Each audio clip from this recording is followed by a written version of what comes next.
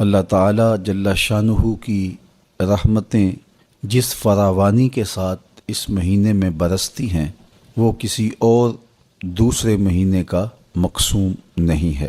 جنت کے 8 دروازے کھول دیے جاتے ہیں، جہنم کے دروازے بند کر دیے جاتے ہیں، اور فرمایا کہ ماہ صیام میں شیاطین جکڑ دیے جاتے ہیں۔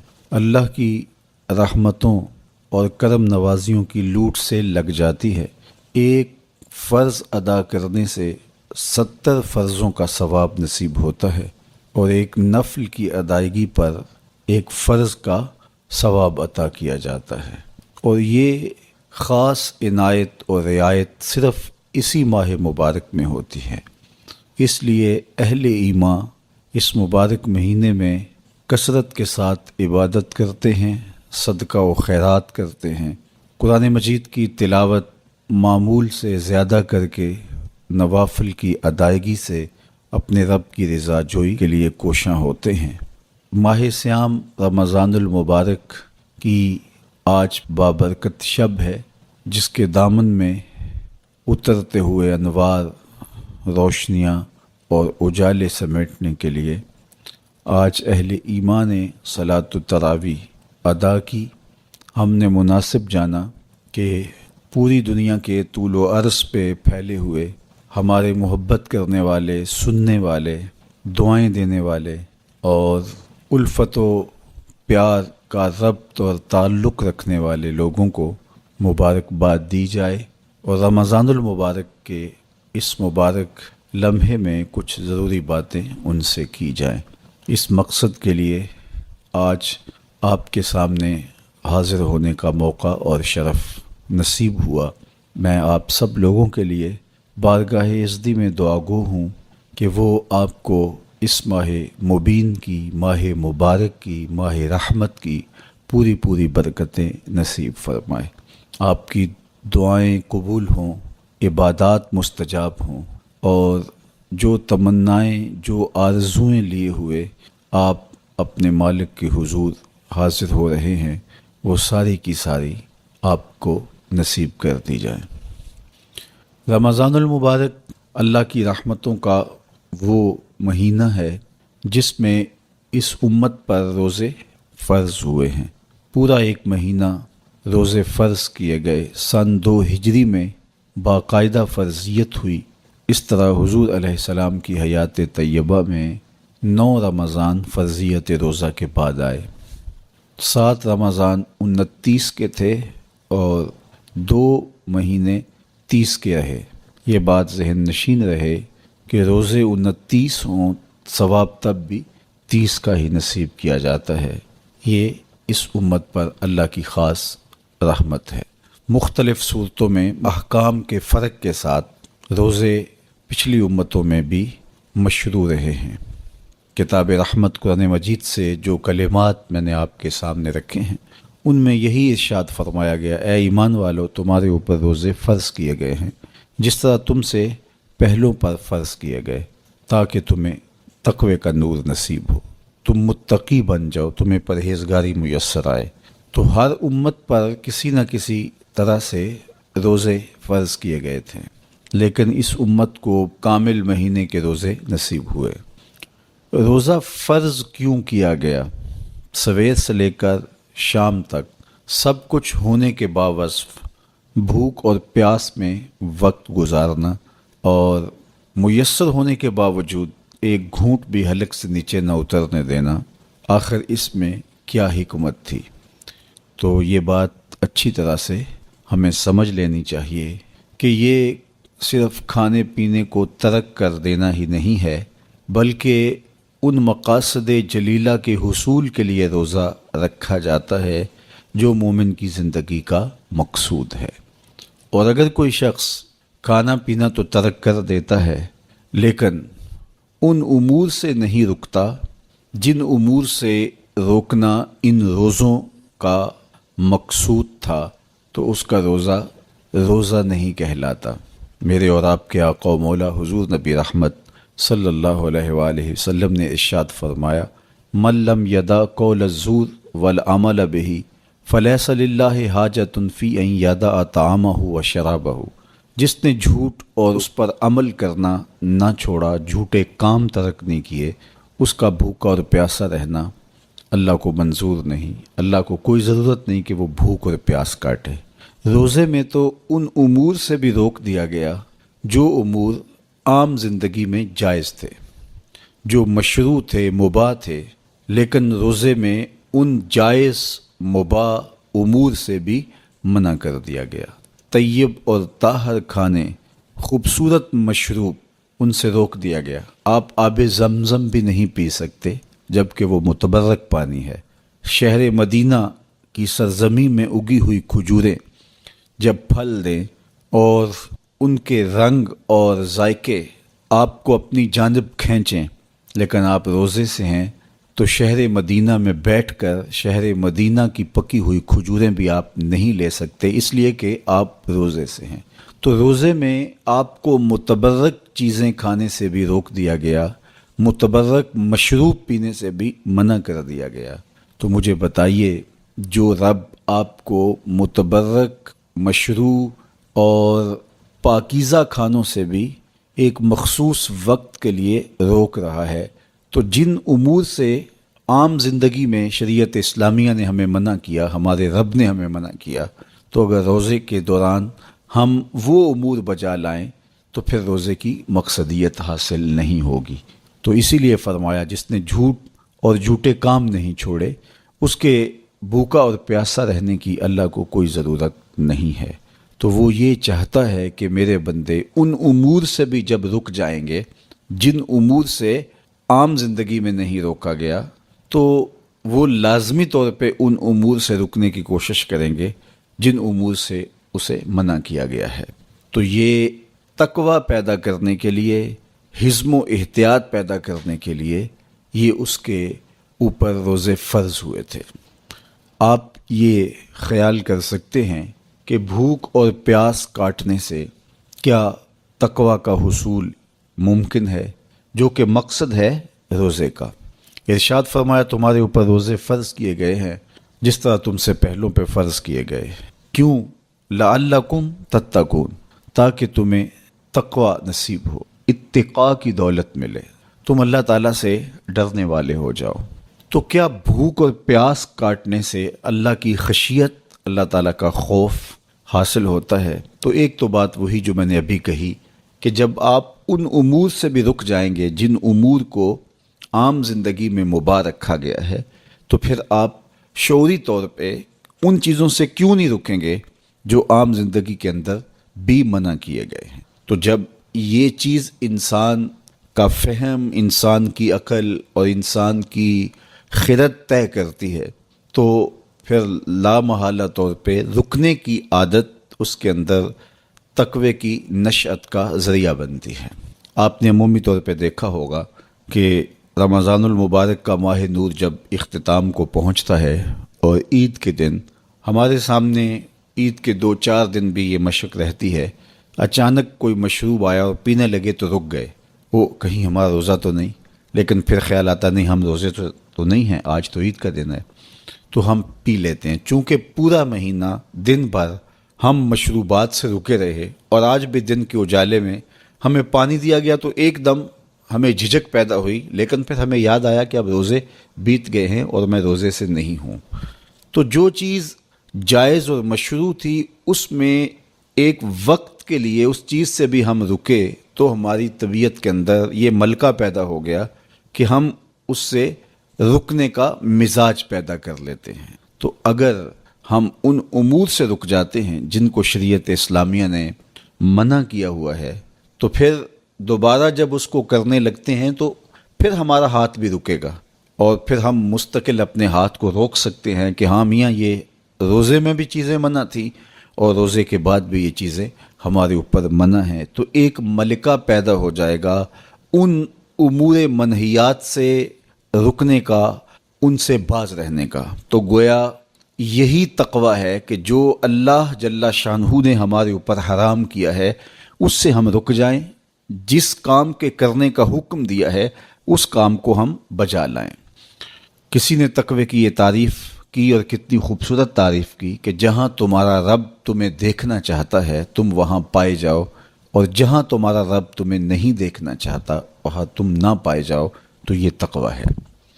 تو اس لیے روزے کا مزاج ہمیں تقوی دیتا ہے۔ اور دوسری بات، بھوک اور پیاس کے مسلسل گوارا کرنے سے انسان کی خواہشات دبتی ہیں اور نفس امارہ کمزور ہوتا ہے۔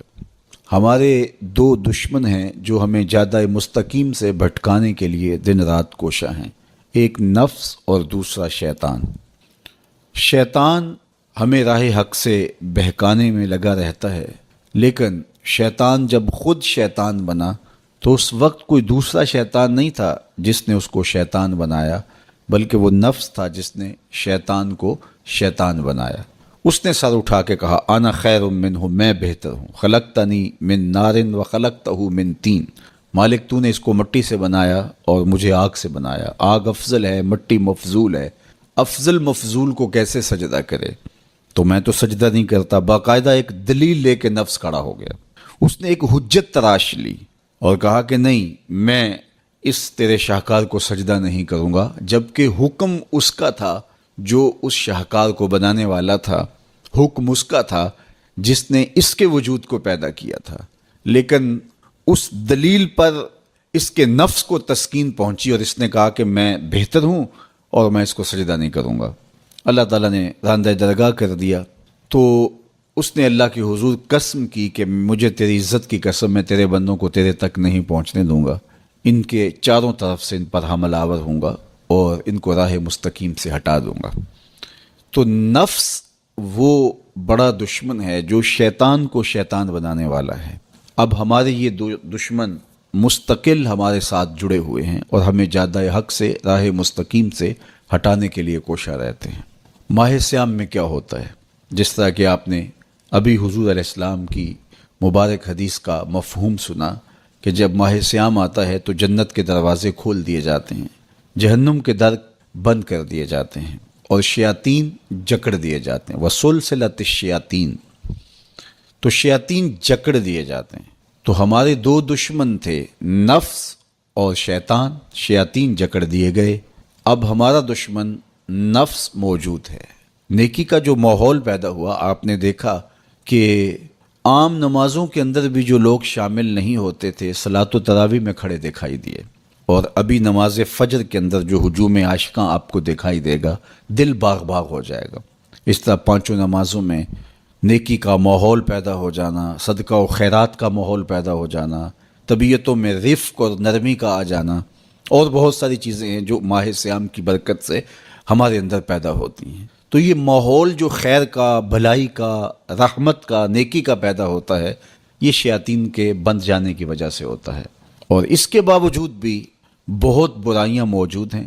ماہ صیام کے اندر گراں فروشی ہے، ذخیرہ اندوزی ہے، کم تولا جا رہا ہے، رشوت کا بازار گرم ہے، بہت سارے ایسے معاملات ہیں جو اسی طرح ہو رہے ہیں۔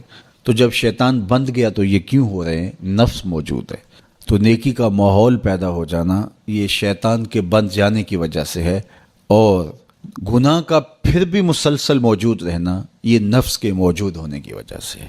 اب ماہ صیام کے اندر ہمارے لیے یہ سہولت ہو گئی کہ ہمارے دو دشمنوں میں سے ایک دشمن باندھ دیا گیا، اور وہ ہے شیطان۔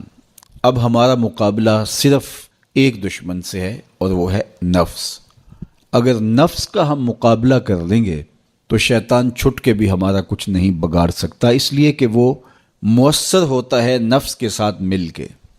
اندر کا بھیتی جب تک نہ ملا ہو تو باہر سے آ کر حملہ آور کچھ نہیں کر سکتا۔ تو جب تک اندر کے غدار، اندر کے ملے ہوئے شخص قوموں کو برباد نہ کریں تو قومیں برباد نہیں ہوتی، قومیں اپنے پاؤں پہ کھڑی رہتی ہیں۔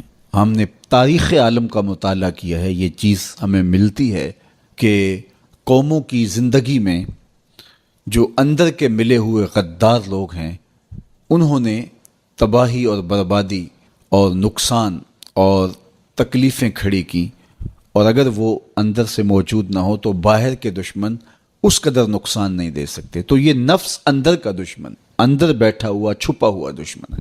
اور شیطان باہر سے آ کے حملہ آور ہوتا ہے۔ ماہ صیام میں اللہ نے ہمارے لیے یہ آسانی پیدا کر دی کہ ایک دشمن باندھ دیا، اب دوسرا دشمن صرف نفس موجود ہے۔ اب اس کو جب ہم قابو کر لیں گے تو شیطان چھٹ کے بھی کچھ نہیں کر سکے گا، ورنہ وہ تو پیچ و تاب کھا رہا ہے کہ یہ جو تم مسجدوں میں جا رہے ہو، یہ ماحول نیکی کا پیدا ہوا ہے، اس کو تو ایک آنکھ نہیں بھاتا۔ وہ تو حضرت انسان کو برباد کرنے پہ تلا ہوا ہے۔ اس نے اللہ کے حضور اس کی عزت کی قسم کھا کے کہا تھا کہ میں تیرے بندوں کو تیرے تک نہیں پہنچنے دوں گا، ان کے دائیں بائیں سے، آگے پیچھے سے، چاروں سمتوں سے ان پر حملہ آور ہوں گا۔ بلکہ فرمایا کہ اگر اللہ نے انسانوں کے لیے محافظ فرشتے مقرر نہ کیے ہوں تو شیاطین انسانوں کو مار ڈالے۔ ابن آدم کا اتنا دشمن ہے، وہ کہتا ہے کہ جنت سے میں نکالا ہی آدم علیہ السلام کی وجہ سے گیا ہوں، اور اب میں اولاد آدم کو چین سے نہیں بیٹھنے دوں گا، اور ان کو میں دوبارہ جنت میں نہیں جانے دوں گا۔ ایسے اسباب پیدا کروں گا کہ یہ جہنم کا ایندھن بنے، اور یہ دن رات کوشاں ہے۔ اور شیطان کے مکر و فریب اور اس کے دجل و تلبیسات کے رنگ بڑے ہیں، ہر ایک کو ایک لاٹھی سے نہیں ہانکتا۔ ایسا نہیں ہوتا کہ ایک شب زندہ دار تہجد گزار جس کو سحری کی سسکیوں میں لطف ملتا ہو، شیطان اسے کہے کہ جناب تم سحری کے وقت نہ اٹھا کرو اور نوافل نہ ادا کیا کرو، اسے پتہ ہے کہ یہ عابد، یہ تہجد گزار میری بات نہیں مانے گا، تو وہ اسے کہتا بھی نہیں ہے۔ اسے کہتا ہے تم ضرور تہجد پڑھو، لیکن صبح بتا دیا کرو کہ میں تہجد گزار ہوں، میں سحری کے وقت اٹھنے کا مزاج رکھتا ہوں، تو وہ اسے ریا میں مبتلا کرے گا۔ ایک شخص جس کی طبع میں فیاضی گندی ہے، سخاوت اس کے وجود میں شامل ہے، اس کی مٹی اور خمیر میں رکھی گئی ہے، اب شیطان اس کو کہے کہ تو بخل کر، تو وہ کبھی بھی شیطان کے کہنے سے بخل پر آمادہ نہیں ہوگا، تو شیطان اس کو یہ زحمت دیتا بھی نہیں، اس کو فضول خرچی کی طرف آمادہ کرے گا۔ ایک شاعر جس کی طبع میں لطافت ہے، نرمی ہے، رفق ہے، وہ شاخ سے ٹوٹتے ہوئے پھول کو بھی گوارا نہیں کر سکتا، تو شیطان اس کو کہے کہ تم کسی انسان کو قتل کر دو، تو کیا ایک شاعر سے ممکن ہے کہ وہ کسی کی گردن کاٹ دے؟ وہ تو شاخ سے پھول جب توڑ نہ سکے، کیا کہا تھا کہ قتل کے حادثے سے کم نہیں شاخ سے گل کا جدا ہونا، تو اب کیسے ایک شاعر سے یہ ممکن ہے؟ تو شیطان اس کی اس طبع کو اچھی طرح جانتا ہے، اور وہ کبھی اس کو اس پہ آمادہ نہیں کرتا، اس کو وہ شراب اور شباب کے پیچھے لگاتا ہے۔ ایک عالم دین جس کا اوڑھنا بچھونا ہی دین ہے، اور ممبر و محراب کی نوکری اس کی سعادت مندی ہے، اور جب وہ واضح و تلقین اور نصیحت کرتا ہے اس کی روح کو قرار اور باطن کو تسکین نصیب ہوتی ہے، اب شیطان اس کو کہے کہ تو ممبر و محراب کی نوکری چھوڑ دے، تو مجھے بتائیے ایک عالم دین ممبر و محراب کی نوکری چھوڑ کے گنڈیریاں بیچے گا تو اس کی بات تو نہیں مان سکے گا، تو شیطان اس کو یہ کہتا بھی نہیں ہے، اس کو کہتا ہے تیرے جیسا خطیب بھی تو زمانے میں دوسرا نہیں ہے، بات کرنے کا جو ڈھب تجھے آتا ہے وہ کسی اور کے پاس تو نہیں ہے، جتنا علم تیرے پاس ہے، صغرے کبرے ملانے کا جو فن تو جانتا ہے، لفظوں کی کھال ادھیڑنے کا مزاج جو تیرے پاس ہے، علمی منہ شگافیاں اور دقائق کا جو علم تیرے پاس ہے وہ کسی اور کے پاس بھلا کب ہے؟ تو وہ اس کو تکبر میں مبتلا کر کے اس کی متاع زندگی کو لوٹنے کی کوشش کرتا ہے۔ تو اس کے وار ہیں، اس کے حملے ہیں، اس کے جال ہیں جو پھیلا کر کے اس دام تزویر کے اندر لوگوں کو پھانس لیتا ہے۔ تو شیطان انسان کا دشمن ہے، دن رات انسان کو برباد کرنے کے لیے تلا ہوا ہے۔ میرے اور آپ کے آقا مولا نے ارشاد فرمایا الشیطان جاسم علی قلب ابن آدم فَإِذَا ذَكَرَ اللَّهَ خَنَسَ وَإِذَا غَفَلَ وَسْوَسَ، شیطان اولاد آدم کے دل پہ قبضہ جما کے بیٹھ جاتا ہے، جب یہ اللہ کا ذکر کرتا ہے تو بھاگ جاتا ہے، جب یہ ذکر چھوڑتا ہے تو وسوسہ اندازی کرتا ہے۔ تو شیاطین تو انسان کو مار ڈالنے پر آمادہ ہیں، اور وہ ایک لمحہ بھی نہیں چاہتے کہ یہ نیکی اور خیر کی کسی راہ کا مسافر ہو۔ تو ماہ رمضان میں شیطان بندھا ہوا بھی ہو اور انسان نیکی کے ماحول پہ ہوں، نیکی کی راہوں پہ ہوں، سجدوں میں اللہ کی حضور آنسوؤں کا خراج دے رہے ہوں، قرآن مجید کی تلاوت معمول زندگی ہو، تو شیطان کو تو ایک آنکھ نہیں بھاتا، وہ تو کہتا ہے بس میں چھٹ لوں، پھر عید کے دن ہی نپٹ لوں گا تم سے۔ اب اگر شیطان کے چھٹنے سے قبل ہم نے نفس کو کنٹرول میں کر لیا، قابو میں کر لیا، تو شیطان چھٹ کر بھی کچھ نہیں کر پائے گا، ورنہ وہ نفس کے ساتھ مل کے اور زیادہ ہمیں بگاڑنے کی کوشش کرے گا۔ اس لیے یہ ہمارے لیے ایک اہم اور سنہری موقع ہے کہ ہم نفس پہ قابو پا لیں۔ اب وہ کیسے پایا جا سکتا ہے؟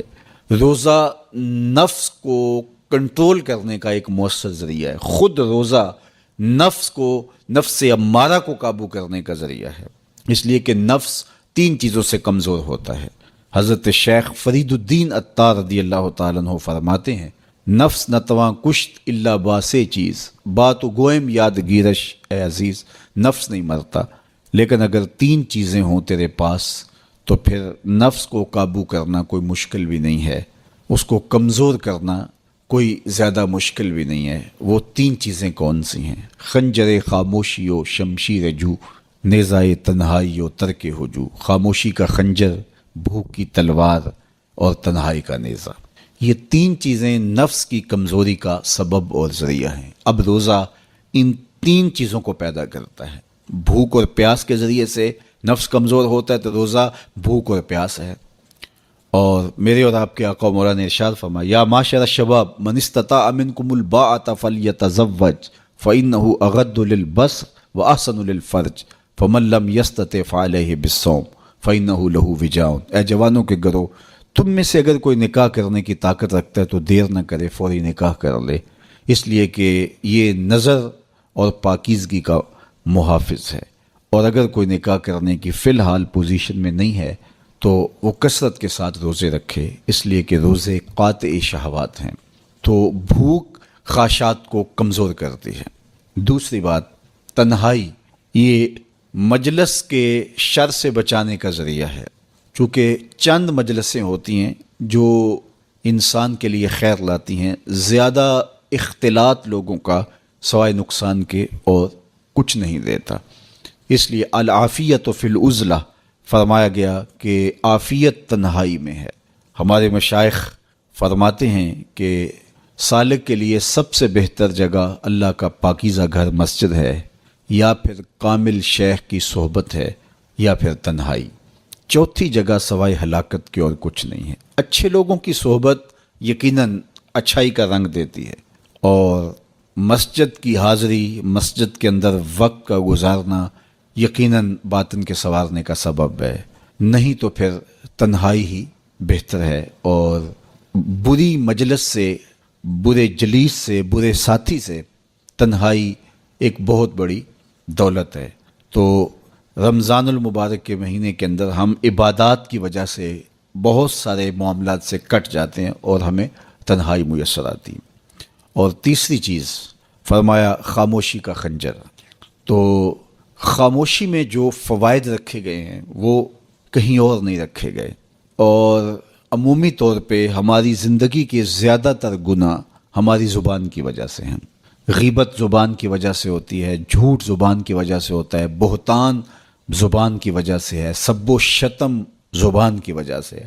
سب سے زیادہ گناہ انسان کی زندگی میں، نامہ اعمال میں، اس کی زبان کی وجہ سے درج ہوتے ہیں۔ میرے اور آپ کے آقا و مولا نے فرمایا تھا، جو تمہارے 2 جبڑوں کے درمیان، یعنی تمہاری زبان اور تمہاری پارسائی کی جگہ، ان 2 چیزوں کی تم مجھے ضمانت دے دو، میں تمہیں جنت کی ضمانت دے دیتا ہوں۔ تو رمضان المبارک کے اندر ہم روزے کی وجہ سے اور دینی مصروفیات کی وجہ سے اپنی زبان کو بھی کنٹرول کر پاتے ہیں۔ فرمایا کہ اگر تم سے کوئی شخص الجھے، تم سے کوئی لڑے، کوئی بحث کرنا چاہے، تو تم کہو انی صائمٌ، میں تو روزہ دار ہوں، تو یہ کہہ کے آپ اپنی جان چھڑا سکتے ہیں۔ تو یہ وہ 3 چیزیں ہیں جو نفس کو کمزور کرتی ہیں۔